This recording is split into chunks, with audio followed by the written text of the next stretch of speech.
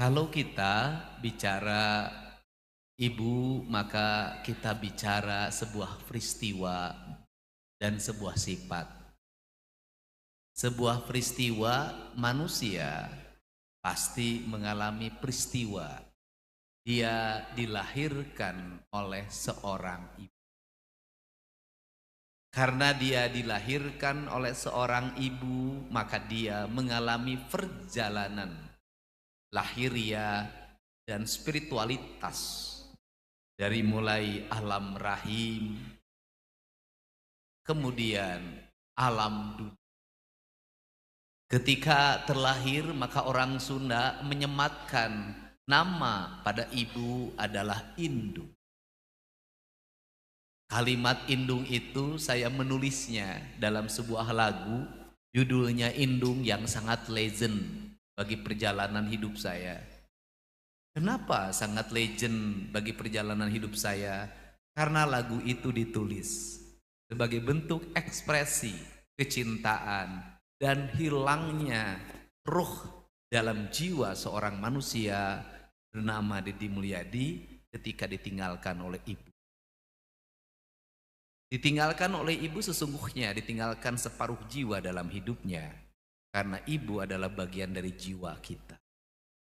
Maka saya menulis kalimat-kalimat sederhana dalam bahasa Sunda. Kalimatnya sederhana sekali. Indung, lembur, paninengan. Ibu adalah kampung bagi nostalgianya seorang anak. Karena dia kampung, kemanapun manusia, dia akan kembali ke kampung. Setiap kegundahan yang dialaminya, maka dia ingin kembali ke ibu. Karena dia ingin kembali ke ibunya, dia ingin menenangkan seluruh jiwanya dan ingin kegelisahannya itu, jiwanya diisi oleh ruh ibunya untuk hidup bersama kembali dalam dunia yin dan yang. Karena paninengan, siapapun dia, dimanapun dia, kemanapun dia pergi, pasti ingin kembali pada ibunya. Maka di setiap peristiwa, ketika orang Idul Adha atau ketika orang Idul Fitri, bagi ibunya yang masih ada di kampungnya, maka dia akan mengorbankan apapun dalam dirinya untuk bisa pulang. Kenapa dia nineng? Kenapa nineng dia teringat? Kenapa teringat terlalu banyak kenangan bersama seorang ibu? Apa yang diingat oleh seorang ibu? Lambaian tangannya tidak akan bisa diganti oleh lambaian tangan siapa. Dekapannya tidak akan bisa diganti oleh dekapan siapapun. Bahkan, maka saya menulis kalimat sederhana, samping kebat gogoleran, karena saya lahir tahun 71. Waktu itu kaum ibu selalu menggunakan sinjang. Maka kaki yang terindah, yang membawa ketenangan dan kedamaian bagi seorang anak adalah kakinya seorang ibu. Ibu saya anaknya 9, ketika kakinya dilentakkan, orang Sunda bilang yang hunyar, maka seluruh anaknya berlari berebut samping itu. Di mana letak kedamaian dalam hidupnya? Ketika saya ingat betul, ketika saya usianya 3 tahun, 4 tahun, maka sinjang ibu saya yang digunakan untuk ayun, maka lahir lagu Ayun Ambi. Dari sisi kesehatan, kenapa anak-anak sekarang hiperaktif? Salah satu penyebabnya adalah hilangnya tradisi di ayun dalam setiap. Ayun itu cermin apa? Ayun itu cermin ketika mendidik anak, maka dia lepas, dipegang lagi, dilepas, dipegang lagi, dilepas, dipegang lagi. Pada saat dilepas, dipegang lagi, maka dia tertidur lelap. Maka disitulah ayun, ambing, ayun, ambing. Kenapa anak-anak sekarang kehilangan identitas anak-anaknya? Karena banyak dilepas, tidak dipegang lagi.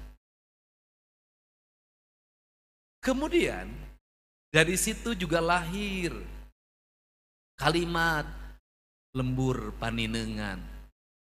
Kemudian ada kalimat ngaguru ku kadbodoan, ikhlas eusi kapinteran. Apa itu? Saya hari ini termasuk orang yang punya pendapat ukuran ibu bukan ukuran istri. Beda.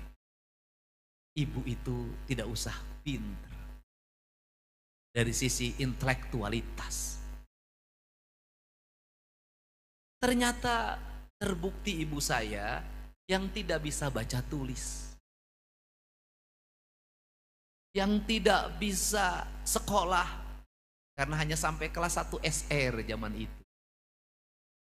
Tetapi intelektualnya rendah. Wah, saya selalu menganggap ibu saya nggak boleh di depan, kalau duduk nggak boleh sama tamu. Kenapa? Bodoh inung maneh. Maka ibu saya mengambil posisi, dia selalu berkata, rumasa ente sakola mikmah, rumasa bodoh mikmah, rumasa teu bisa maca, teu bisa nulis mikmah. Karena rumasa dia merasa, karena merasa dia mundur ke belakang, dia tinggal di dapur untuk mengatur seluruh kehidupan anak-anaknya yang 9 itu. Maka dia bangun jam 4 dini hari. Ketika jam 4 dini hari dia bangun, apa yang dia lakukan? Mengeluh? Tidak, dia ambil kayu bakar, dia belah dengan tangannya sendiri. Dia memasak, menyalakan api, itu bukan persoalan gampang zaman itu. Persoalan yang susah, apalagi musim hujan deras atau musim hujan ngebul. Itu perjuangan yang tiada tara. Setelah itu apa yang harus dia lakukan?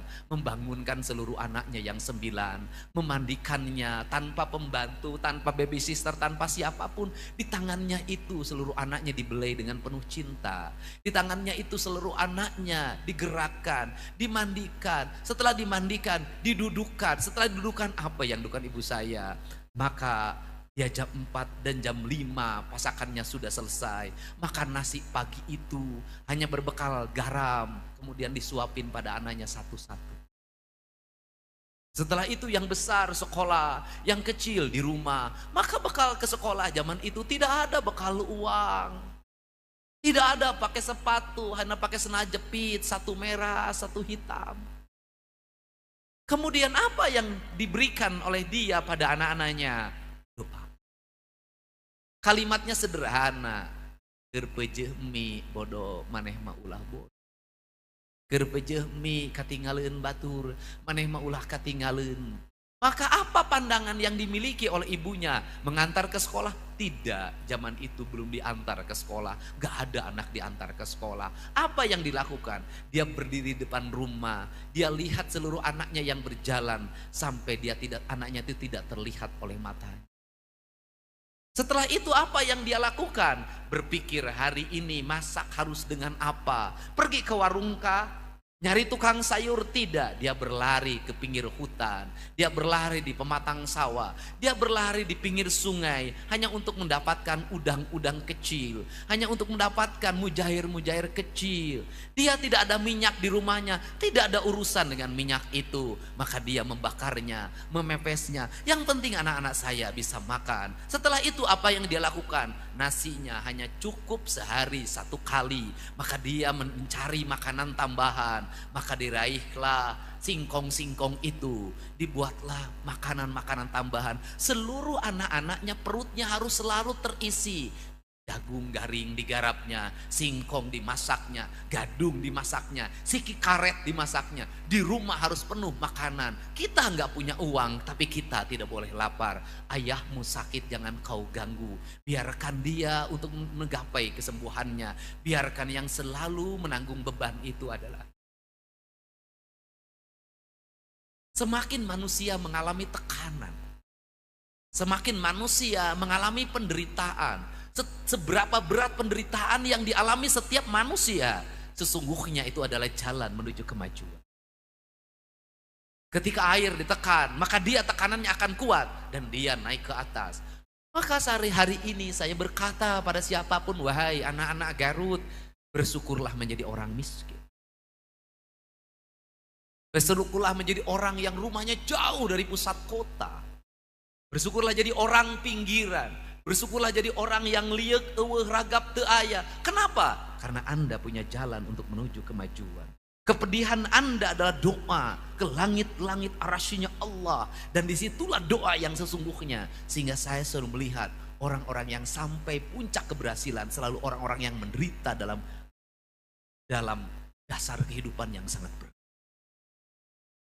Untuk itu, anak-anakku hari ini, jangan terlalu bahagia kalau Anda hidupnya terlalu senang.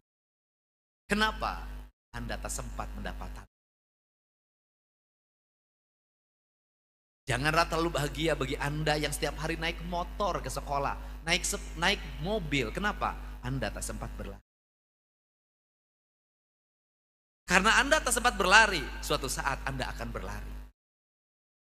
Suatu saat Anda harus lari mengejar orang lain. Orang tuamu nggak ada, ayahmu nggak ada, ibumu nggak ada, hanya kamu. Maka pendidikan yang terbaik adalah mendidik kemandirian. Kemudian ngaguru ku kabodohan ikhlas esi kapinteran. Kenapa? Apa yang membuat kepandaian manusia? Keikhlasan.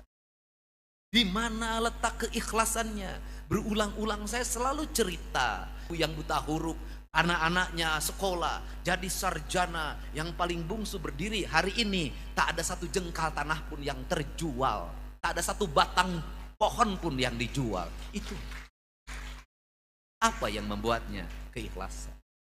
Sehingga manajemen negara, manajemen pengelolaan APBD harus manajemen indung. Maka pemimpin harus memiliki sifat ibu. Kalau pemimpin tidak punya sifat ibu, Anda tidak akan bisa memakmurkan rakyatnya. Alasannya, anggarannya tidak ada.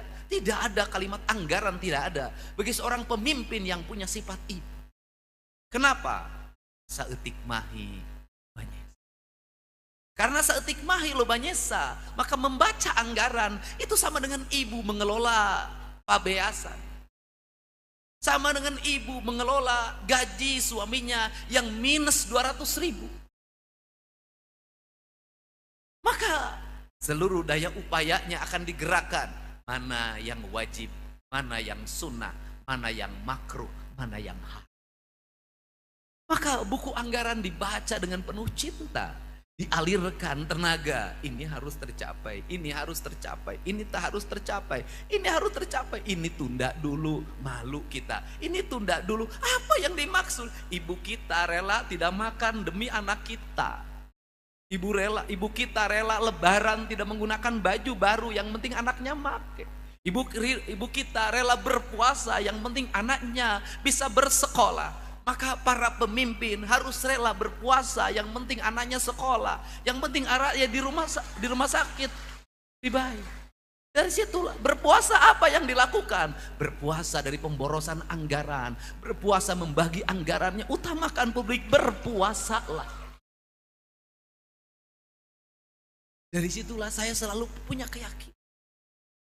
Apa ya keyakinan saya sampai hari ini? Ibu saya. Apa yang membuat saya selalu tegar dari dulu sampai sekarang adalah ibu saya. Seberapa besar hantaman badai yang saya hadapi, seberapa tinggi terpaan angin yang saya nikmati, saya selalu ada ibu saya yang datang menemui saya. Dan saya selalu rumus hidup saya cuma satu. Kalau saya menemui kesulitan hidup yang tidak bisa diputuskan, tidak bisa ditemukan solusinya, maka jalan terakhir bagi saya adalah jam 12 malam saya menangis di makam ibu saya. Maka saya menemukan banyak ibu hari ini. Mohon maaf, banyak ibu hari ini yang kehilangan sifat. Banyak ibu hari ini kehilangan sifat ibunya, kehilangan sifat sabarnya, kehilangan sifat pengasihnya, kehilangan sifat penyayangnya, kehilangan sifat sederhananya. Kenapa seperti ini? Kenapa kemiskinan mereda? Apa sih yang membuat kesulitan hari ini bandingkan dengan kesulitan tahun 70?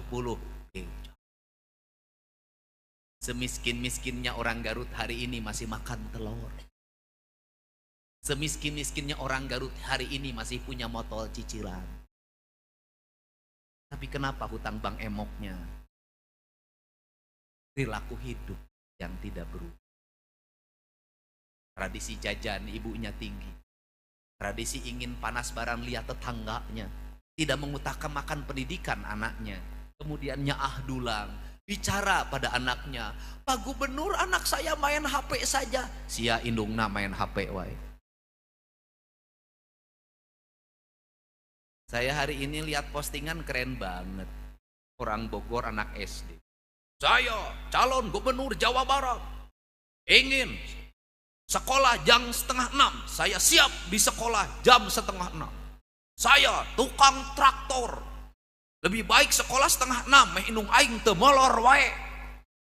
Saya luar biasa. Apa sih? Apa yang hilang dari ibu-ibu hari ini? Etos. Apa yang hilang ibu hari ini? Doa. Kenapa? Waktunya dihabiskan di gadget. Tidak dihabiskan dalam rintihan tafakur yang menggetarkan rasa dan cintanya pada Allah. Tidak merehat dirinya. Dalam apa? Dalam ruang-ruang gelap untuk berdoa bagi anak-anaknya. Setelah itu, speak up di mana-mana, bercerita tentang kesusahannya. Beda dengan ibu tahun 70, tidak pernah mengakui kesusahannya, tidak pernah mengakui tangisannya. Dia berusaha berdiri tegar menghadapi tantangan yang berat dalam hidupnya. Kalau Indonesia ingin bangkit, Jawa Barat ingin bangkit, bangkitlah ibu-ibunya menjadi ibu-ibu yang seperti Lasmini Ningrat. Saya banyak kasus.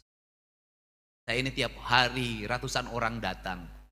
Suatu saat ada orang datang untuk bercerita tentang anaknya yang tidak bisa nebus ijazah. Berapa? 6,5 juta.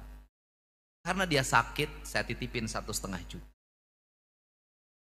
Kemudian saya transfer ke rekening sekolahnya. Kepala sekolahnya nelpon pada saya. Pak, sebenarnya hutangnya cuma 4,5 juta. Terus yang 2 juta ini dipesan sama ibunya, kasihin sama dia. Sudah minta masih berbohong. Ibu kita. Saya mengurut dada. Kenapa? Kenapa orang miskin ini masih berusaha diminta bantuan dan dalam bantuan itu dia masih berbohong? Untuk itu saya ngajak pada semua, kalau ditanya, kenapa Kang Deddy kelihatan sehat terus? Kelihatan saya tuh gila, Bu. Jam 5 itu saya udah keluar. Sehari kemarin saya menyelesaikan 8 agenda dan menyelesaikan 8 masalah. Dan sebenarnya berat. Pagi di Marinir, setelah dari Marinir, kenapa saya ke Marinir? Saya ingin beresin seluruh aliran sungai di Jawa Barat dan daerah laut di Jawa Barat agar bersih. Saya nggak mau lagi dengar laut Santolo penuh sampah. Saya ingin anak-anak sekolah dibikin di pantai mendapat pendidikan kelautan. Setelah itu saya harus berlari ke Sukabumi menyelesaikan konflik. Setelah itu saya harus menerima warga di Kerawang kekurangan air. Setelah itu saya harus membereskan di Kabupaten Bandung rumahnya 30 belum terbangun karena tergusur oleh air. Setelah itu saya harus membereskan bongkahan bangunan liar yang di Kabupaten Bekasi 75 rumah yang harus saya ganti uangnya. Dan semuanya non APBD. Kenapa itu dilakukan? Dari mana saya berguru? Dari ibu. Kenapa ibu saya dulu bisa mengelola kekayaan bapak saya sampai sekarang masih ada dan kokoh? Kenapa saya ngelola anggaran tidak bisa seperti ibu saya? Kenapa Indonesia tidak maju-maju? Kenapa Jawa Barat gini-gini aja? Karena para penyelenggara APBD-nya walaupun gelarnya doktor, profesor, ngelola anggaran tidak seperti ibu.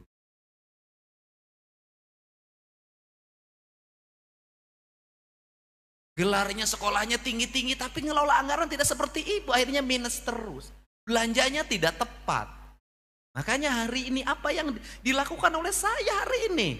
Merubah cara belanja agar belanjanya belanja ibu saya. Saeutik mahi lobanya apa targetnya? Targetnya saya adalah 3 tahun ke depan tidak boleh ada anak Jawa Barat yang tidak sekolah.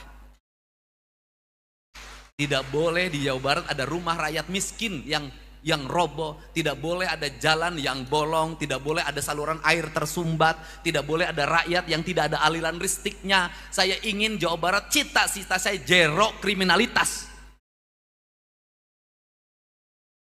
Hari ini ada seorang ibu, sudah ada sekarang, nanti mau ketemu saya siang ini. Punya anak 3, anaknya masih bayi, bahagia. Karena suaminya dibebaskan dari penjara.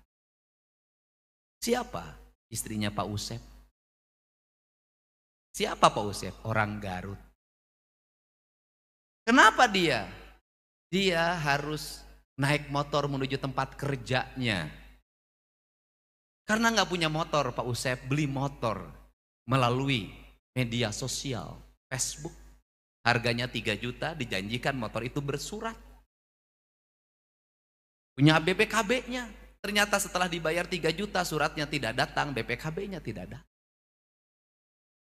Dan Pak Usep digaji 50.000 perak per hari di Cicalengka.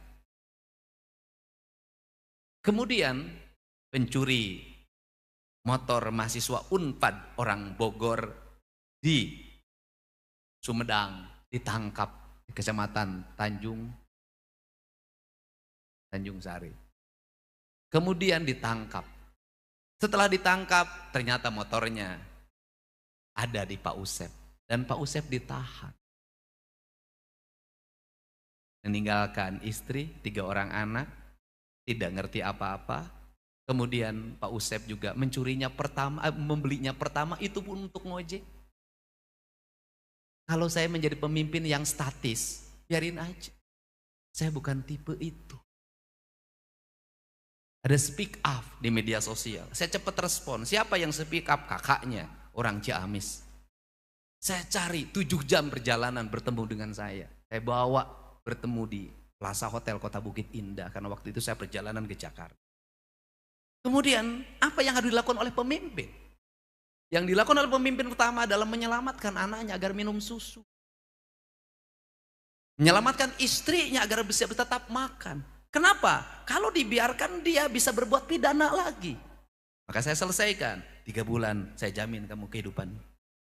Yang kedua apa lagi? Berkomunikasi. Saya WA ke Pak Kapolres. Enggak, itu di Sumedang. Akhirnya saya ke Sumedang bertelepon dengan Kasat Reskrimnya. Setelah itu saya hubungi Pak Jampidum. Pak Jam, bisa enggak ini di restoratif justice asal dimaafkan oleh yang punya motornya. Maka saya menjemput yang punya motornya di Jatinangor. Saya baru. Kemudian yang punya motornya di Jatinangor saya tanya, kamu sudah bertemu dengan Pak Usep? Sudah Pak, gimana perasaannya? Kasihan, kayaknya dia bukan pelaku kejahatan, dia baru pertama membeli Pak. Terus apa yang ingin kamu lakukan? Saya ingin memaafkannya. Setelah memaafkan, maka saya pun beri hadiah dia motor baru.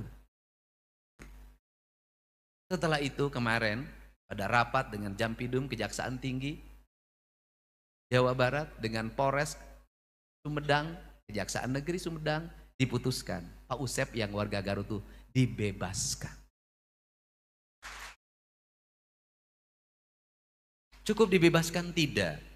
Saya memutuskan Pak Usep saya uji dulu 3 bulan menjadi tenaga penyapu jalan provinsi.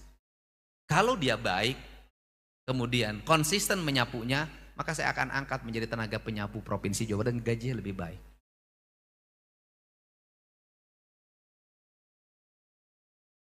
Apa? Manajemen apa yang saya gunakan? Coba hitung. Pak Usep 3 juta nilainya. Kalau ini terus berproses, berapa biaya penyidikan? Berapa biaya penyidikan? Berapa biaya penahanan? Minimal Pak Usep diponis 2 tahun penjara. Selama 2 tahun penjara negara harus mengeluarkan berapa untuk membiayai Pak Usep?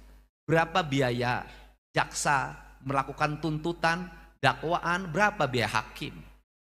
Negara lebih besar ongkosnya dibanding menyelesaikan masalahnya. Masalah ini seringkali dihadapkan pada apa kalau birokrat kaku? Tidak ada anggaran buat Pak Usep. Tidak ada hibahnya, tidak ada bansosnya. Negara akan selalu berkata tidak ada kalau tidak punya niat. Maka kalimatnya, jangan pernah jadi pemimpin berkata tidak ada. Semuanya harus ada. Ini negara. Dan saya hari ini memimpin, saya tidak pernah baca buku. Saya tidak pernah bawa laptop. Saya tidak pernah ikut campur teknis. Saya hari ini hanya bawa pikiran dan perasaan. Saya keliling terus. Mobil saya hanya diikuti oleh 2 atau 1 mobil, tidak boleh lebih. Tidak ada kepala dinas, tidak ada kepala bagian, tidak ada siapapun. Kenapa? Seluruh kepala dinas suruh bekerja. Biarkan saya jalan sendiri. Untuk apa? Efisien. Evakuasi tidak alut-alutan. Kebiasaan birokrasi apa? Pejabatnya 1, nu nganterna 30. Kalau pejabatnya 1 yang ngantar 30 itu cermin birokrat tidak punya pekerjaan. Berarti kepala dinasnya ngalanggur, kepala bagiannya ngalanggur, kepala seksinya ngalanggur, eueuh gawe, camatna eueuh gawe, lurahna eueuh gawe, akibatna naon? Jukut jarangkung di mamana, runtab di mamana, pabalatak, pagawe negeri sakieu lobana, cermin bahwa kita tidak bekerja. Untuk itu ukuran pemerintahan cuma 1, kebersihan. Kalau jalannya bersih, pasarnya bersih, kaki limanya tertata, lingkungannya bersih, cermin birokrasi bekerja. Kalau kotor, bala tidak tertata, aut-autan, cermin birokrasi tidak bekerja. Ini saya menggugah pada semua. Saya lihat Pak Bupati Garut memiliki orientasi visi yang kuat. Ke saya selalu curhat. Kenapa? Postingan jalan butut itu rata-rata 3 kabupaten. 1 Sukabumi, 2 Cianjur, 3 Garut. Pokoknya jalan butut Garut. Cianjur, Sukabumi, Garut aja. Seingat saya bantuan ke Garut itu dari Pemprov tinggi banget. Pernah mencapai 400 miliar, 700 miliar. Saya baca buku APBD-nya.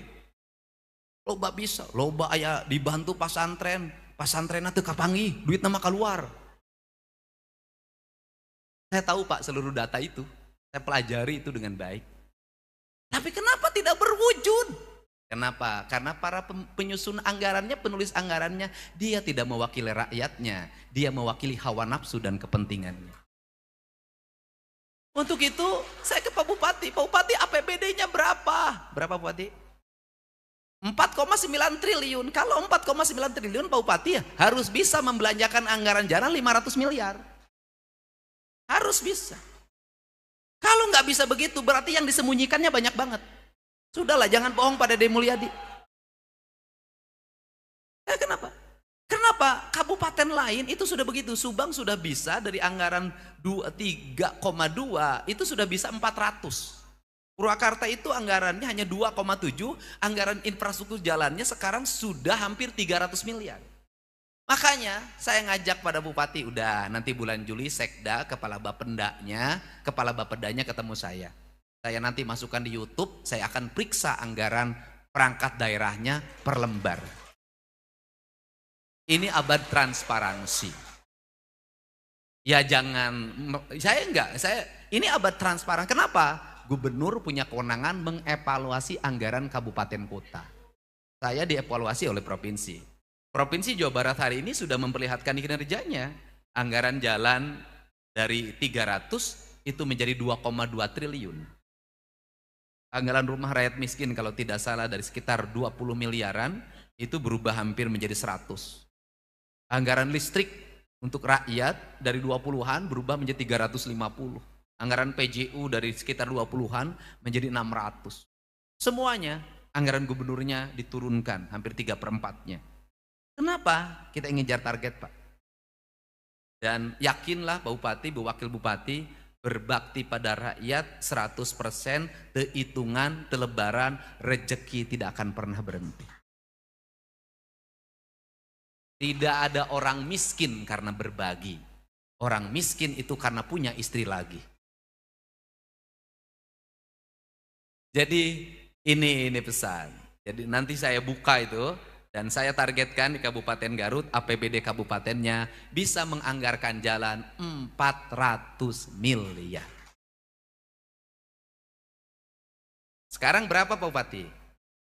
200, naik 2 kali lipat. Kalau bisa sampai 600, nanti saya baca. 1. Untuk apa? Sampai kemajuan. Kenapa? Garut harus mengalami pertumbuhan dan perkembangan. Kenapa? Karena Garut punya segalanya. Apa yang tidak dimiliki oleh Garut? Gunung punya, laut yang indah punya, domba boga, jeruk boga, dodol boga, jaket kulit boga, mantan kabowo oge di Garut. Gitulah. Jadi ya sudah punya, karena ini tinggal di branding, rebranding. Bagaimana cara membrandingnya? Ya sudah, jalan sing aralus, imah rakyatna diurus, masyarakatna marulus hirupna. Sudah selesai. Dan kemudian kembalikan hutannya pada habitatnya, kembalikan lingkungan pada habitatnya. Kenapa? Kunaon ieu teh? Kunaon? Unggal musibah di Garut wahai. Longsor di Nukatinggang, longsor maut di lamun aya nu ribut-ribut asup medsos di Gar, urusan awewe jeung lalaki nusok rame di Gar, ajaran aneh aya di lamun kitu geus Pak Upatina urang ajakan tapakur. Urang ajakan ieu urang maca alamna meh Garut gemah ripah repeh rapi tentrem ayem kertara harja. Sakit. Terakhir saya itu nanti untuk Teh Putri, yang untuk seluruh petugas yang anak-anak itu nanti Bank BJB ngasih tabungan per orang 2,5 juta. Tapi tabungannya tidak bisa diambil, close, agar bertambah. Karena lamun tabungannya langsung dicokot, indungna langsung nyokot. 2,5 juta neng, isukan urang anjuk motor. Sudahlah, ini cara. Jadi kalau gubernurnya saklek hari ini, karena saya lagi merubah rakyat Jawa Barat. Puntennya, urang Sunda teh kudu dibenerkeun sikapna. 1, panas baran. 2, babarian. Anu katilu urang Sunda naon, kajeun teuing tekor asal sohor. Anak teu gableg gawe, hayang kawin, indungna nginjem bang emok. Nah terakhir ya ini kan Bu Putri katanya minantu aing. Apakah orang kehilangan ibu juga akan kehilangan masa depannya? Kehilangan tidak juga. Saya sudah bisa menjadi seorang ibu yang galak bagi Maula Akbar. Saya jadi seorang ibu yang galak bagi. Kenapa saya galak? Karena Maula laki-laki. Kenapa sama laki-laki galak? Karena suatu saat tantangan hidup, badai hidup lebih pedih dibanding sikap bapaknya. Makanya saya galak. Kenapa? Musuh kamu nanti lebih galak dari saya. Lawan kamu nanti lebih gerak dari saya. Penderitaan kamu nanti lebih berat daripada sikap yang saya berikan. Di balik sikap saya yang lembut, saya ini orang yang punya sikap yang keras. Aula itu sampai SMA tamat tidak bisa naik motor. Ke sekolah naik sepeda. Aula itu sampai SMA tamat tidak ada uang jajan. Yang ada uang tabungan. Sudah jadi tabungan, duitnya diinjem deui ku bapakna pakai pilkada. Dan saya bolehlah bercerita, Aula itu anak yang sangat patuh. Satu, tidak mau menatap wajah ayahnya. Yang kedua, sampai detik ini tidak pernah minta uang pada. Tidak pernah saya mendengar ada kalimat ya nyuhunkeun artos, tidak pernah. Dia kalau ada kebutuhan kuliah sudah sangat terdesak, dia tidak mampu menyelesaikannya, maka dia bercerita pada uaknya. Gaduh artos yang kuliah, nanti uaknya bercerita nelpon ke saya, eta bupati budakna. Itu alhamdulillah. Dan hari ini saya bahagia juga, Aula memilih pasangan hidupnya Teh Putri yang usianya jauh lebih tua, lebih dewasa. Sudah punya anak 3. Jadi Aula itu beli 1 dapat 4. Dan saya sayang sama ketiga anak ini. Saya itu penyayang anak. Saya sayang terhadap ketiga-tiganya dengan satu pesan. Ulah nyebut akinya. Om. saya sayang. Jadi sama sayangnya saya ke Nia. Saya sayang ke Arjuna, saya sayang ke siapa yang kedua? Bilal, saya sayang ke Acen. Ketiga, dan kalau lihat Aula pada seusia Arjuna, Aula tuh persis kurusnya kayak Arjuna. Kurus kecil begini, matanya bulat, hidungnya mancung, kemudian ya bisa yang berjasa itu adalah Dokter Hussein, membuat Aula menjadi nafsu makannya tinggi. Jadi AA itu ternyata AA mah bisa punya anak ideologis yang sudah mukanya sama anak yang paling besar. Jadi itu dan akhirnya AA besar seperti ini dan alhamdulillah sebentar lagi akan punya istri. Kudu capek nengan beas, bisa nengan duit sorangan sebab wakil bupati.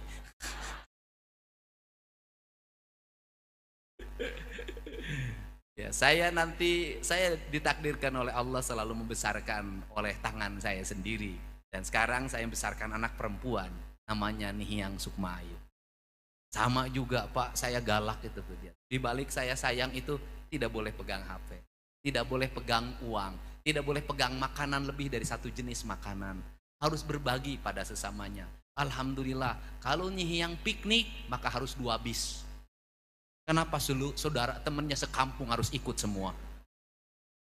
Itu, dan saya keras pada Nihiang, di balik saya lembut, saya keras, ada batasan-batasan, ada sikap yang tidak, dan saya ini lebih baik anak menangis berguling-guling dibanding saya harus mengikuti keinginan. Kebiasaan orang Sunda adalah ketika anaknya menangis, orang Sunda selalu bingung dan ingin ngobatir nangisnya, padahal menurut saya tidak. Ketika anak nangis jangan suka dilihat, tinggalkan keke cager sorangan. Itu rumus. Jadi saya ucapkan terima kasih Pak Bupati, Ibu Wakil Bupati. Mudah-mudahan ya daripada lama-lama nunggu tanggal 16 Pak, udahlah gerbek berarti ayeuna Pak. Saya ucapkan terima kasih, selamat, mudah-mudahan kita mencintai ibu kita, jadikanlah ibu kita menjadi hamparan hidup kita, dan setelah mencintai ibu maka kita harus mencintai tanah dan air kita. Karena tanah dan air kita disebutnya Ibu Pertiwi dan dalam bahasa Sunda disebutnya Sunan Ampel. Maka rawat dan jagalah dia, perlakukanlah alam ini sebagaimana kita memperlakukan ibu. Sehingga sampai hari ini karena saya selalu merawat alam, barusan itu saya ditelepon, Pak ini harus nguruk ke bawah, kan lagi mengeruk danau, ini yang urukan di bawah harus ditebang pohonnya 1 Pak, itu harus izin dulu Pak. Ya boleh. Tapi siapkan 10 penggantinya. Saya dari dulu sampai sekarang di Pemda Purwokerto penuh dengan pohon, itu saya tanam dulu ketika wakil bupati. Jadi perbanyaklah menanam pohon. Insya Allah itu akan memperbanyak menanam. Hatur nuhun, wallahu muwaffiq ila aqwamit thoriq. Assalamualaikum warahmatullahi wabarakatuh. Sampurasun dan Pak Bupati itu ada 4 meninggal karena bencana, nanti kita siapkan 20 juta per keluarga ya. Terima kasih.